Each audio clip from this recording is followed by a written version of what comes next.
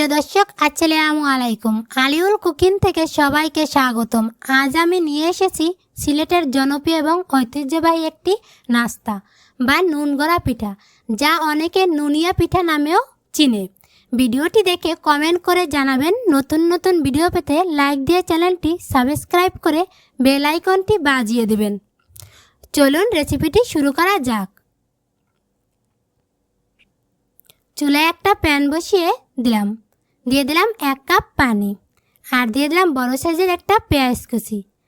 এখন দিয়ে দিলাম দুই থেকে 3টে কাঁচামরিচ কুচি, আর দিয়ে দিলাম 1 চামচ লাল মরিচের গুঁড়া, দিয়ে দিলাম 1 চামচ হলুদের গুঁড়া, আর দিলাম স্বাদ মতো লবণ। এখন ঢাকনা দিয়ে ঢেকে রেখে দেব 5 মিনিট, পেঁয়াজটা নরম হয়ে বলক আসা পর্যন্ত। পেঁয়াজটা নরম হয়ে গেছে। এ পর্যায়ে দিয়ে দিলাম 1 বাটি শুকনো চালের গুঁড়া। এখন একটা হাতার সাহায্যে নেড়েচেড়ে একটা কাই তৈরি করে নেব।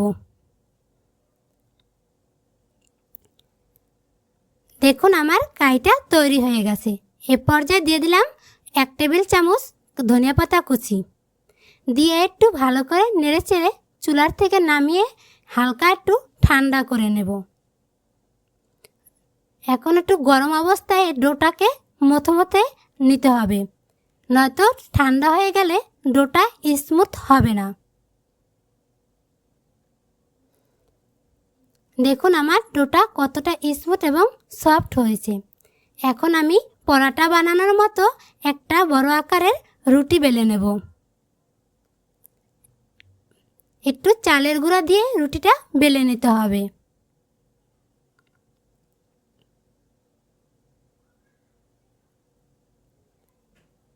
রুটিটা বেশি আমি পিঠাটা বানানোর জন্য একটা কেকের মল নিয়েছি। কেকের মল দিয়ে আমি সবগুলো পিঠা বানিয়ে নেব। রুটিটা আমি বেশি মোটাও না পাতলাও না, আমরা যে প্রতিদিন পরোটা বানাই ওরকমভাবে রুটিটা বেলে নিয়েছি। এখন আমি এক্সট্রা ডোটা পিঠা থেকে ছাড়িয়ে নেব। আমি এক্সট্রা ডোটা রেখে আবার রুটি বেলে বাকি পিঠাগুলো বানিয়ে নেব। এই পিঠাটা সাধারণত চৌকা আকারে হয়, আমি একটু দেখতে সৌন্দর্যের জন্য গোল আকারে বানিয়েছি। আমি সবগুলো পিঠা একই রকমভাবে বানিয়ে নিলাম। চুলায় একটা প্যানে পর্যাপ্ত পরিমাণে তেল দিয়ে হাই হিটে গরম করে নিয়েছি। এখন এক এক করে আমি পিঠাগুলো তেলের ভিতর ছেড়ে দেব।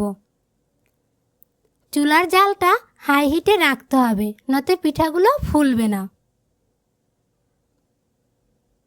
এখন একটা হাতার সাহায্যে আমি তেল থেকে পিঠাগুলো তুলে নেব।